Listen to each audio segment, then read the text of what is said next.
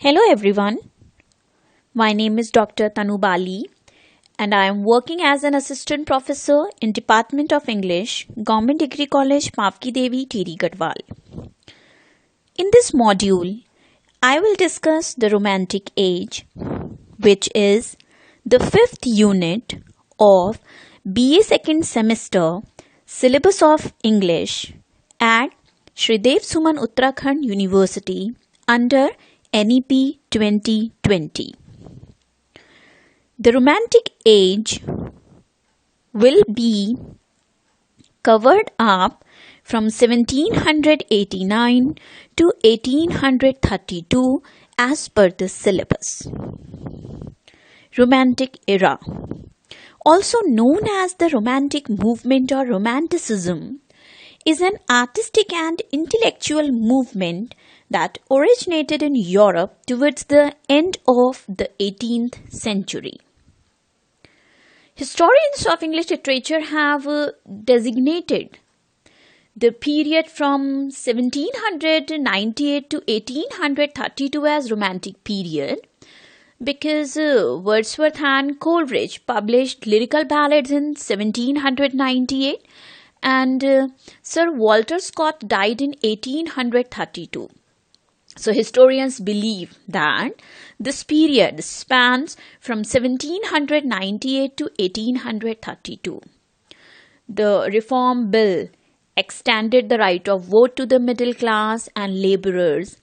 So the condition of middle class people was changing and much change took place in the society. During this period, England moved from being a primarily agricultural to modern industrialized society. The balance of power passed on from the land-owning aristocracy to the owners of industrial units, which employed large number of people. The mill owners and their employees had developed different perspectives. In this political arena, there were revolutions of deep consequences to England. The American Revolution led to the Declaration of Independence by the 13 colonies. The French Revolution was a very, important event of that time. And it is believed that the actual period began with French Revolution. The slogans of French Revolution were liberty, equality, and fraternity. So, the writers had deep faith in French Revolution. The French Revolution swept away time-honored hierarchies in different spheres. Liberty, equality, and fraternity promised a free and egalitarian society. Monarchy was abolished and feudal structure were demolished. The principles of dissolution of hierarchies carried into literature meant that the genres of the epic and tragedy, which were at the top of the literary pyramid, had to yield place to such forms as lyric, ode, and the ballad. In the language as well, the cultivated speech of elite was sought to be replaced by the speech of common people. In the choice of themes, great events had to make way for more commonplace incidents. The characters depicted in poetry need not to be kings or queens. Now they were common people like a leech gatherer or a shepherd or a Highland girl. Even in Idiot Boy, they were good enough for poetic composition. So, the French Revolution caused a democratization of literature in genre, in language, in themes, and in character. The spirit of age demanded these changes, and the creative writers responded enthusiastically. So, Romantic period began with the Great Revolution named as French Revolution. The period is said to end with the parliamentary reforms of 1832 that laid the foundation for modern Britain. In order to understand Romantic period, we need to understand what is the meaning of the term romantic. The etymology of the word romantic can be traced to the Old French romance, which means vernacular Romance languages such as Italian, French, Spanish, so on and so forth, which were developed from Latin. Tales of bravery written in one of these Romantic languages came to be known as medieval romance or romaunt. These were often composed in verse and narrated a quest. Later, the authors of Middle Ages and Renaissance, such as Dante, Ariosto, Torquato, Tasso, Cavendish, and Shakespeare, abandoned classical forms and they also invented romantic fantastical style. But when we talk about romantic era in literature, we are actually referring to romantic as freely imaginative fiction and not romantic as in romantic love. So, the term romantic was used in the late 17th century to describe paintings which had certain bizarre qualities. There was a critic, La Turner. He referred to Shakespeare as a romantic writer. He meant that the English playwright was not a neoclassical writer. He was a romantic writer because he insisted on, uniqueness. So, the term romantic was first used in 17th century for Shakespeare by a French, critic. Later, this term was also used in this romantic age as romantic, which is deeply emotional and filled with imagination.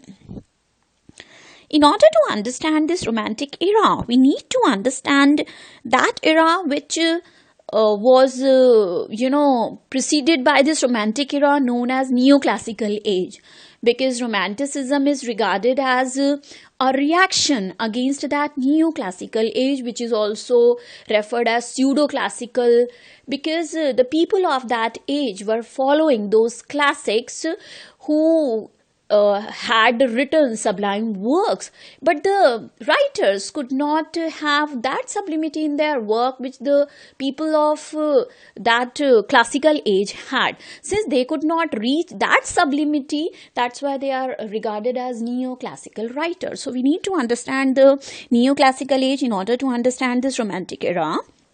So, the contrast between these two ages is that neoclassicism lasted from about 1660 to 1798. On the contrary, romanticism lasted from about 1789 to 1832. So, the ages are different. Both the movement or both the eras took place in different time. Neoclassics emphasized on structure, restraint and objectivity. On the contrary, romantics emphasized on imagination, emotion and subjectivity. Neoclassics believed that emotion should have no place in poetry. On the contrary, romantics believed that without emotion there can be no poetry. They drew their inspiration from classical age. As I have told you, from the Greeks and Romans, they got their influence. They were influenced by those classics which had, sublime themes and sublime language. On the contrary, these romantics drove their inspiration from medieval and Baroque crafts. Greek and Roman history, bravery, restraint and courage were major themes of neoclassical writers. On the contrary, for romantic writers, nature, legend and pastoral life were major themes. They were writing about commoners. Neoclassics used a calm and rational tone. On the contrary, romantics used a spontaneous and moody tone. There are very, very important writers which I have listed in this. John Milton, Alexander Pope, Voltaire, John Dryden, Jonathan Swift, Daniel Defoe are some neoclassics writers. On the contrary, Wordsworth, Keats, Byron, Coleridge, Scott, Shelley were the writers of Romantic Age. So in order to understand Romantic Age, we need to understand that Romantic Age or Romanticism was a reaction against Neoclassical Age. So here are certain definitions of Romanticism or Romantic Era. According to Holman and William Harmon, Romanticism is a movement of 18th and 19th century that marked the reaction in literature, philosophy, art, religion and politics from the neoclassicism and formal orthodoxy of preceding period. They did not give importance to, rules and regulations. They made a reaction against those established forms of neoclassical age which emphasized on the decorum and rules and regulations. According to Victor Hugo, it was a movement characterized by reliance on the imagination and subjectivity of approach, freedom of thought and expression, and an idealization of nature. They gave importance to nature. They believed that nature is the only power which can, have healing influence. The Romantic poet William Wordsworth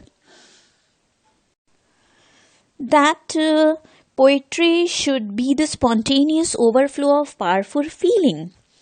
He believed that the poet should write at the time when he is in the spontaneous mood. It should not have any break or any sort of hindrances in the mood. And if he writes in a mood when he is on the heat of his emotion, that time he can compose such poems which are filled with powerful feeling.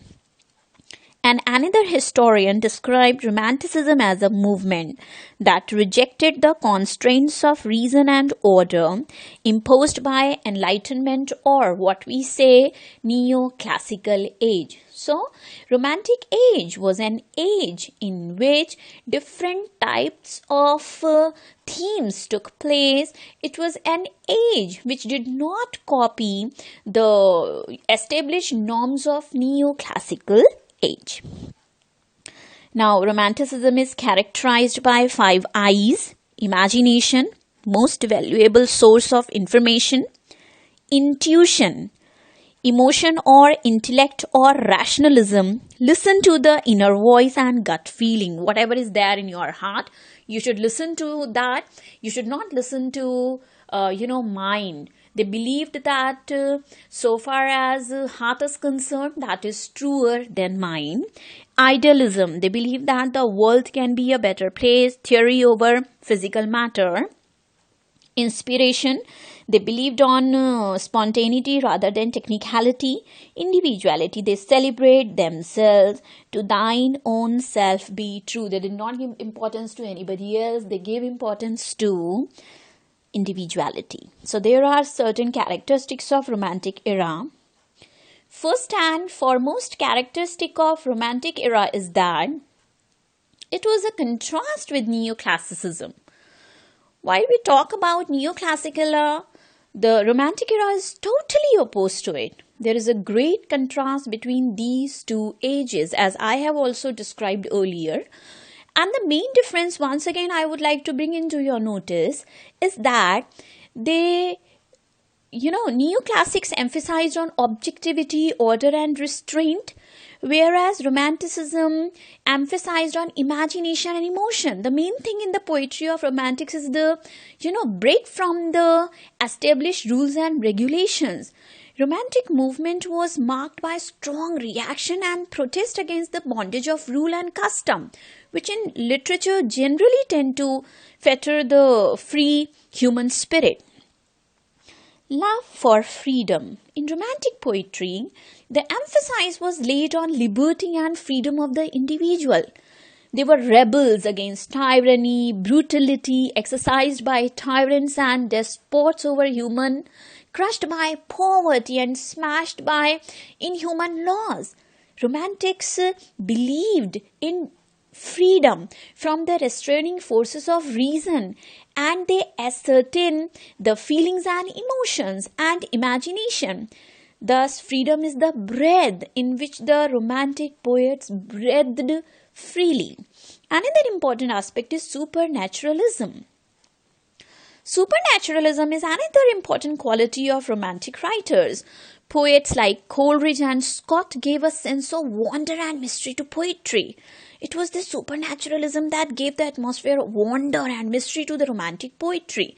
most of the Romantic poets used supernatural element in their poetry. One of the most important poets of that element, supernaturalism, is Coleridge. In his poem Kubla Khan, he has portrayed supernaturalism in a way that no other poet can come to his place. It is believed that Coleridge wrote this Kubla Khan after waking up from his dream. He had pain in his body, and to get rid of that pain he had consumed opium, and due to the effect of opium he had a sleep. In his sleep he saw a dream. In that dream he saw the legendary capital of Kubla Khan named as Zandu. He witnessed the dream, but unluckily one of his friends came and he shook him off his sleep. When he came out of his sleep, he could not have the full dream. But whatever was there in his mind, he just jotted down on the piece of paper. So his poem Kubla Khan is nothing but a vision which poet had in his sleep. So such kind of poems he had written, who is famously known as supernatural poet of Romantic era. Another important element of Romantic era is subjectivity. The subjective poetry is a kind of poetry in which the poet goes into himself and finds his inspiration from his own experiences, thoughts and feelings. All the writers are, writing about themselves. For example, in one of his poems, John Keats is planning to get rid of this world with the help of Nightingale. The poem is titled as Ode to a Nightingale. So poet heard the song of Nightingale while sitting in his garden, and when he heard the song of Nightingale, he thought that the world of Nightingale has got no problems, it has got no fever and fret. So he believed that he should also go into the world of Nightingale, and he actually dreamt that he is there in the world of Nightingale. Then in his poem he described what kind of the world of Nightingale is, but later he came to know that a person cannot live in the world of Nightingale or in an imaginary world for a long time. Later or sooner he had to come back to his real self. So subjectivity began to have its full play in the poetry of this age, and all the poets wrote about their own experiences in their poem. One such poem is Wordsworth Daffodils, or it is also known as I Wandered Lonely as a Cloud. Poet was wandering with his sister Dorothy on a place where there were so many daffodil flowers were grown. When he had a look of those daffodil flowers, he described that those flowers are so beautiful that they not only consoled me, they not only provided me peace at that time, but in future, whenever I used to think about those flowers, I got relaxation from the busy city life. So such kind of things have been written by these Romantic poets. They write about their own experiences. Another important quality is simplicity in style. Their poems are very easy to understand. There is no complexity like the complexity of classical poets. The poems are spontaneous. They do not have any sort of difficult words. Poets have used simple languages of common people. Poets have expressed thoughts in natural diction and spontaneous way. The language is very simple and easy to understand. Another is variety of mood. Different types of moods are there in the works of Romantic poets. They write on various themes. They write in different moods. Sometimes they are happy, sometimes they are sad. And to read them is like passing through a new village, meeting a lot of different human beings and finding in each one something to love or to remember. Their poetry is varied. Their characters, their moods are varied. Emotion and imagination is one of the most important characteristic of these people. In Romantic poetry, reason and intellect were subdued and their place was taken by imagination, emotion and passion. In the poetry of all the Romantic poets, we find heightened emotional sensibilities and imaginative flight of genius, bordering on heavenly heights uncrossed by the poets of previous age. Celebration of the individual. They celebrate individuality. They believe in individuality. It is as subjectivity as individuality. They write about their individual genius rather than of established rules. Rebellion against tradition and rationality. They rebelled against traditionalism, which was a characteristic of previous age, named as neoclassical age. They broke all the rules and regulations. They did not bind themselves in any rules and regulations. Glorification of past. Most of their poems are nostalgic in their tone. They glorify past and interest in common man. They always portrayed those people in their poems which are common. They believe that common people should be the subject of poetry, because they believe they do not change with the changing of time. They remain same. They do not change. That's why they have portrayed those common people who do not live artificial life, who have a life of simplicity. That's why commoners are the subject of these poets' poetry. Then there are few Romantic era poets. They are William Wordsworth, Coleridge, Blake, Byron, Shelley, and Keats. Let's have a look on these romantics one by one. First and foremost romantic poet is William Wordsworth. William Wordsworth is a poet who helped to launch the Romantic Age. His most famous work is The Prelude, which is about spiritual life of the poet. Wordsworth is a prominent leader of Romantic movement in England.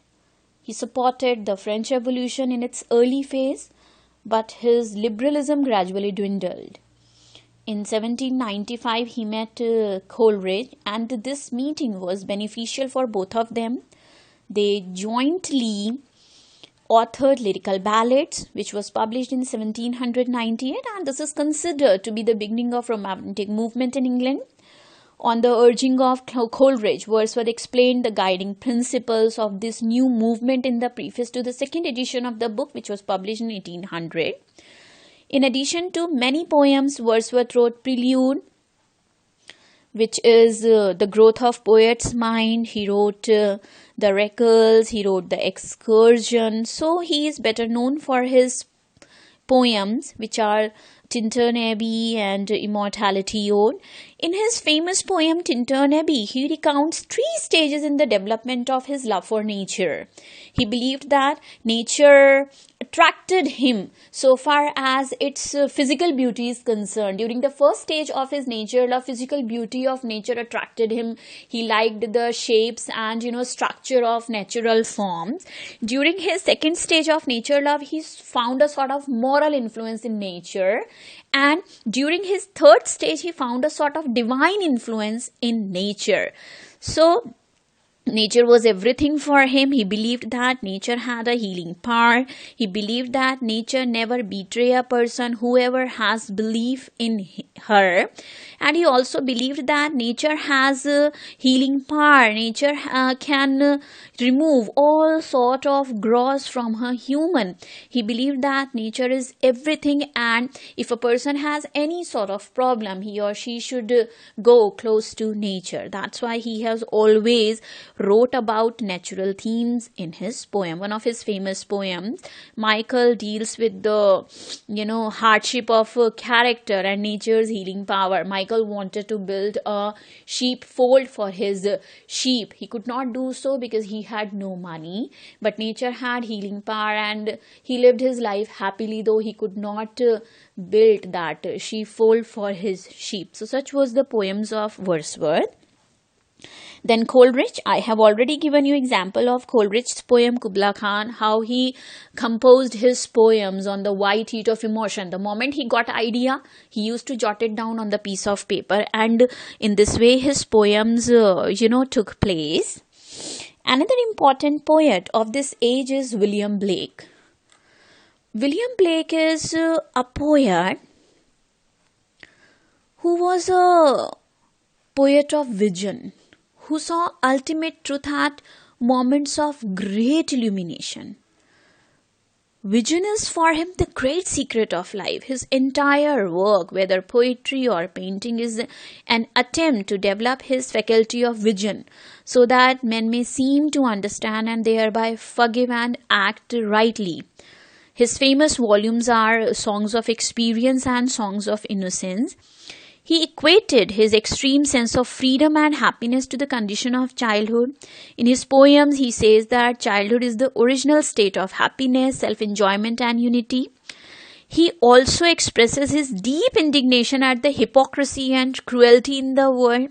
In one of his poems, The Marriage of Heaven and Hell, he affirms the reintegration of human soul divided by innocence and experience through imagination. So his poetry is didactic. He wanted people to free themselves from rules and tradition and depend on their own intuition to realize their potential. So such was his thought. Another important poet is Lord Byron.